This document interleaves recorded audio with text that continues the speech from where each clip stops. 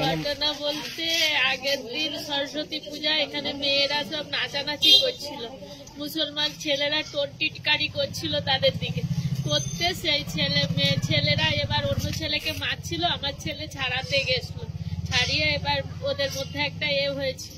সেই রাত পরের দিন সকালে দুটো বাচ্চা ওপাশে আবার ঘুরতে যায়, ছোট ছোট দুটো ছেলে 8, 9 এরকম পড়ে, তাদের দিকে ধরে কনকপুরে মেরেছে, মেরে মুসলমান দুষ্কৃতীরা মেরে তাদের দিকে পাঠিয়ে দিয়েছে। তারপরে আবার আমার ছেলে কালকে মাংস দোকানে গেছে, তাকে ধরেও মেরেছে, দুজনে গেছিল, দুজনকে ধরে মেরেছে।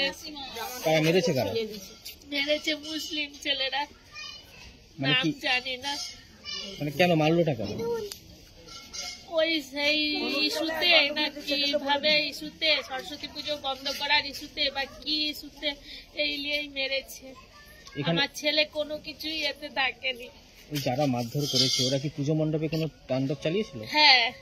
কি করেছে ওরা? পুজো মণ্ডপে এসে মেয়েরা নাচ করছিল, তো ওরা সেই অশ্লীল ভাষায় করছিল,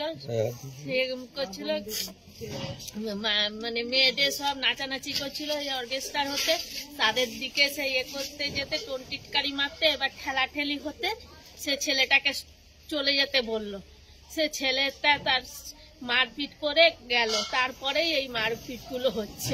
পরে আপনার ছেলেকে মারধর করেছে? হ্যাঁ। এই মুহূর্তে কোথায় ভর্তি রয়েছে আপনার ছেলে? আমার ছেলে পিতপুরে গেছিল, পিতপুরে এলে দিয়েছে, এখন তমলুকেও কোনো এখন ট্রিটমেন্ট হচ্ছে নি, তার হাতের মধ্যে বড় পেরেক ঢুকে রয়েছিল, তমলুকে সেই পেরেকটা বের করেছে, রক্তে তমলুকে একদম হয়ে গেছে, হাত বেঁকে এরকম চলে যাচ্ছে, কোনো ট্রিটমেন্ট হয়নি এখন, কোনো ফোন করেনি। কি চাইছেন আপনি? আমি চাচ্ছি যে মেরেছে, আজকে আমার ছেলেকে মারছে, কালকে তার ছেলেকে মারবে, এটা একটা বিচার। কি নাম আপনার? আমার নাম পারুল। টাইটেল? পারুল কি? পারুল গারু।